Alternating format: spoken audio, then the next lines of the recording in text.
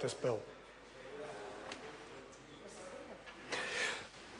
I recognise the honourable member, Jackie Dean. Thank you, Mr Speaker, and I'm very proud to rise and support my colleague Chester Borrows in this third reading of the bill that the Honourable Borrows has brought to the House, the South Taranaki District Council Cold Creek Rural Water Supply Bill, in its third reading.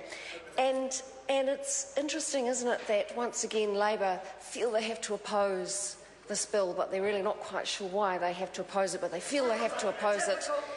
And I think that is a shame, because I would have thought that the promotion of anything that enables good, productive farming, wherever it is in New Zealand, whether it's in Opunaki or whether it's in Ranfurly, it doesn't really matter.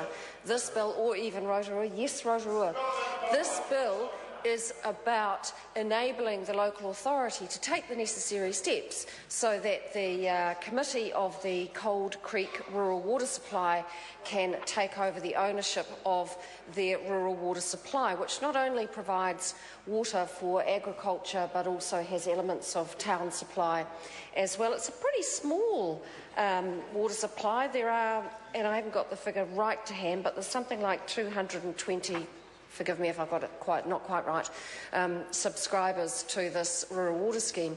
It was put in back in the day in much the same way that a number of rural water schemes were put in my area of New Zealand, in North Otago, South Canterbury, Central Otago. What happened was that groups of farmers got together, identified that there was a water source out of the local stream or perhaps aquifer. They got into the tractors and they got their shovels out and they laid the pipe and put in the infrastructure. In this case, in the Cold Creek case, it was a 50-50 subsidy from the then government of the day, which enabled it to happen. But effectively from around the year 2002, the Water Committee have run the Cold Creek water supply as an entity and have been doing it very well.